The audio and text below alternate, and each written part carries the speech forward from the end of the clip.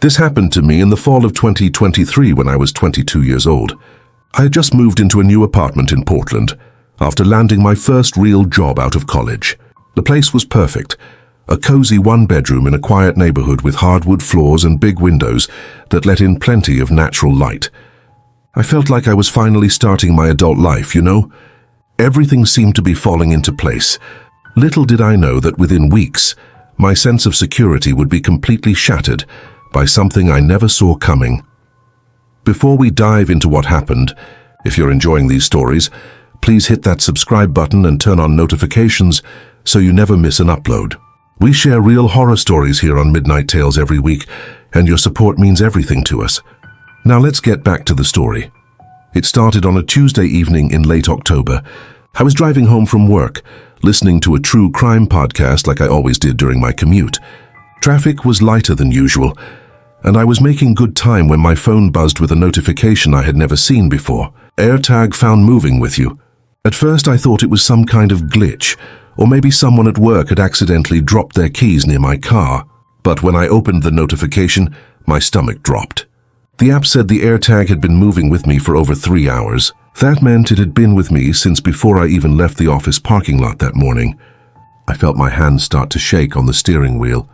Someone had put a tracking device on me or in my car, and they had been following my movements all day long. The realization hit me like a punch to the gut. I immediately pulled over into a grocery store parking lot and started searching my car frantically. I checked under the seats, in the glove compartment, between the cushions, in the door pockets, everywhere I could think of. But there was nothing. No AirTag anywhere. My phone kept insisting it was there, though. The little map showed it moving with me, pulsing on the screen like a heartbeat. I felt violated in a way I had never experienced before. Someone knew where I worked, where I lived, where I went for lunch, everything. And I had no idea who or why. I tried to stay calm and think logically about what to do next. The smart thing would have been to call the police right then and there, but what would I tell them? That my phone said there was an AirTag nearby but I couldn't find it? They would probably think I was being paranoid or wasting their time. I decided to just drive home and do a more thorough search there. But driving home meant leading whoever was tracking me directly to my apartment, and that thought made me feel sick. Still, I didn't have much choice. I couldn't just sit in that parking lot forever. As I drove, I kept checking my rearview mirror, trying to spot anyone who might be following me. Every car behind me became a potential threat. Every turn I made, I watched to see if anyone would follow. But the traffic was too heavy to tell for sure. When I finally got home, I parked on the street instead of in my usual spot behind the building. I sat in my car for almost 20 minutes, watching the street, trying to see if anyone pulled up after me. No one did. Eventually I forced myself to go inside, but I couldn't shake the feeling of being watched. That night, I tore my car apart looking for that AirTag. I took out the floor mats, emptied every compartment, checked under the hood, looked in the wheel wells. I even crawled underneath the car with a flashlight. Nothing. It was like searching for a ghost. But my phone insisted it was there, somewhere within Bluetooth range. I must have spent 2 hours searching before I finally gave up. Exhausted and frustrated, I went inside and tried to distract myself with TV, but I couldn't focus. Every sound outside made me jump. Every car that drove past made me rush to the window to look out. I barely slept that night. I kept thinking about who could have done this. Was it someone from work? An ex-boyfriend I had dated briefly in college? A random stranger who had targeted me for some reason? None of it made sense. I didn't have enemies. I lived a pretty boring life, honestly. Work, home, occasional drinks with friends, that was about it. Why would anyone want to track me? The next morning I called in sick to work. I couldn't face going to the office knowing someone might be watching me there. Instead, I decided to do another search of my car in the daylight. Maybe I had missed something in the dark. I went through the entire vehicle again, even more thoroughly this time. I was running my hand along the underside of the back seat, checking every crevice, when my fingers brushed against something small and hard, wedged deep in the crack where the seat meets the backrest. My heart started pounding as I worked it loose. It was the AirTag. Someone had shoved it so far down into that crack that it was almost impossible to see or feel unless you knew exactly where to look. I pulled it out and just stared at it. this tiny piece of technology that had been tracking my every move. I felt angry and scared and violated all at once. My hands were shaking so badly I almost dropped it. I took it inside and used a small screwdriver to pry out the battery. I didn't want to destroy it completely, because I thought maybe the police could use it as evidence, but I couldn't stand the thought of it being active for one more second. I spent the rest of that day trying to figure out who could have planted it in my car. I made a list of everyone who had been near my vehicle in the past few weeks.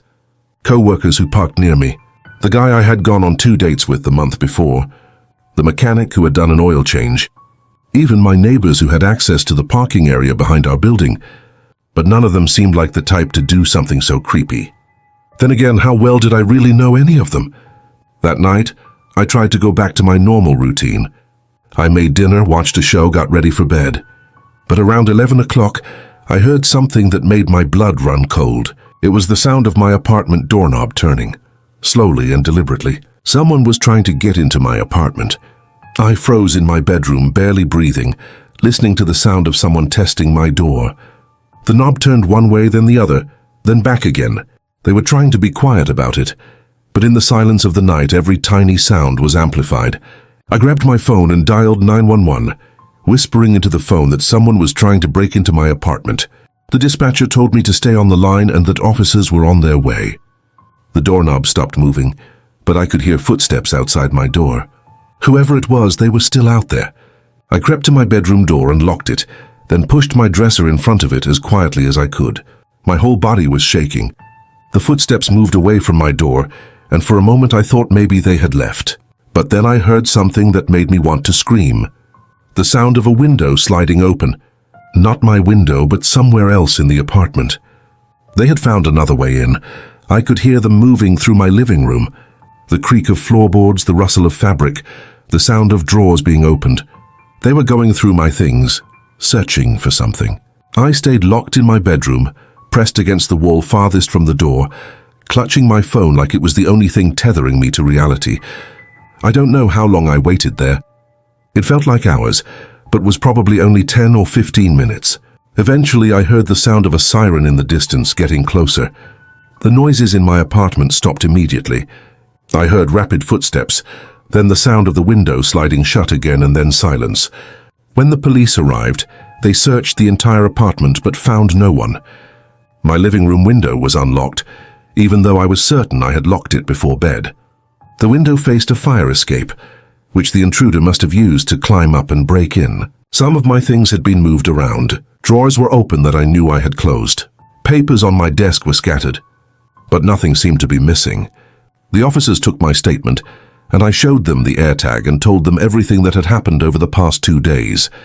They were sympathetic, but told me that without knowing who the AirTag belonged to, there wasn't much they could do immediately. They suggested I contact Apple to start the process of tracking the owner, and they gave me a case number for my records. They also told me to get better locks and maybe consider staying with a friend for a few days. I didn't sleep at all that night. I sat on my couch with all the lights on, a kitchen knife on the coffee table in front of me, jumping at every sound. The next day I called my landlord and demanded new locks be installed immediately. I also went out and bought a security camera for my door and a bar to wedge under the doorknob at night. But none of it made me feel safe.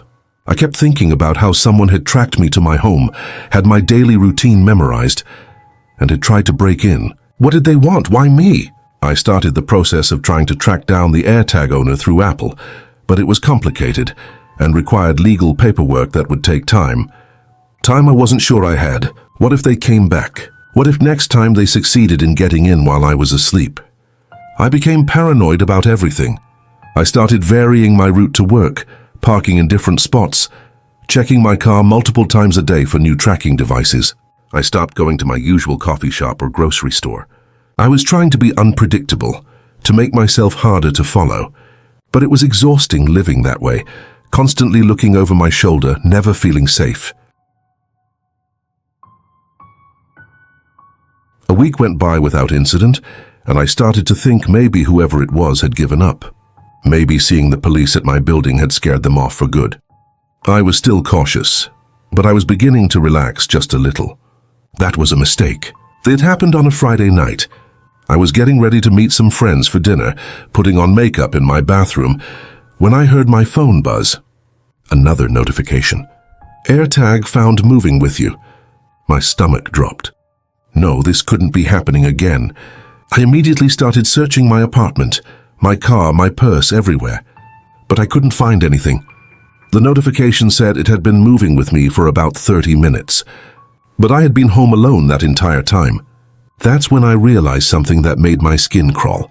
The AirTag wasn't following me. It was already here somewhere in my apartment. Someone had planted it inside my home. I felt like I was going to be sick. When had they done this? Was it during the break in the week before? Had they been back since then without me knowing? I searched every room, every drawer, every closet. Finally, I found it tucked inside one of my winter boots in my bedroom closet. Boots I hadn't worn in months. They had been in my bedroom. They had gone through my personal things while I was out, or maybe even while I was asleep. The thought made me want to scream. I called the police again, but this time I also called my parents and told them everything. My dad drove up that same night, a 4-hour drive, and helped me pack up my essentials. I couldn't stay in that apartment anymore. I didn't care about breaking my lease or losing my security deposit. I needed to get out of there. Before I left, I did something I probably shouldn't have done, but I was angry and scared and not thinking clearly. I took that second AirTag, and I left it behind, but I reset it first so it would pair with my phone. I wanted to see where it would go, wanted to try to figure out who was doing this to me. For the next few weeks, I stayed with my parents while I looked for a new place to live. I checked that AirTag's location obsessively. At first, it stayed at my old apartment for a few days. Then it started moving around the city. It would show up at different locations throughout Portland. A shopping mall, a movie theater, a park, different restaurants. Whoever had it was going about their normal life, completely unaware that I was now tracking them. I took screenshots of every location and started building a pattern of where this person went and when. It took me almost 3 weeks, but I finally figured out who it was. The AirTag kept showing up at a specific gym across town. I drove there one day and waited in the parking lot, watching people come and go, and then I saw him. It was the guy I had gone on those 2 dates with back in September. His name was Marcus, and we had met through a dating app. The dates had been fine, but there was no chemistry, so I had politely told him I didn't think we were a good match. He had seemed okay with it at the time, maybe a little disappointed, but nothing crazy. He had texted me a few times after that, just casual friendly messages, and I had responded briefly but had made it clear I wasn't interested in seeing him again. Eventually the text stopped, and I had forgotten all about him. But apparently he hadn't forgotten about me. I called the police and told them I had identified the person who had been stalking me. I gave them all the evidence I had collected, the AirTags, the screenshots of locations, photos I had taken of him at the gym, everything. They contacted him and brought him in for questioning. At first he denied everything, but when they confronted him with all the evidence, he finally admitted to it. He confessed to planting the first AirTag in my car after one of our dates. He said he just wanted to make sure I got home safely, which was a creepy lie if I ever heard one. Then he admitted to following me around for weeks, learning my routine, figuring out when I was home and when I wasn't. He confessed to climbing up the fire escape and breaking into my apartment that night. He said he just wanted to look around, to feel closer to me, to see how I lived. He planted the second AirTag during that break-in, hiding it in my boot, where he thought I wouldn't find it for months. The police arrested him and charged him with stalking, breaking and entering, and a few other crimes I don't fully understand. I had to get a restraining order, which meant going to court and reliving everything all over again. The whole legal process was a nightmare that dragged on for months. But eventually he pleaded guilty to everything, and the judge sentenced him to 2 years in prison, plus probation after his release. The restraining order is permanent.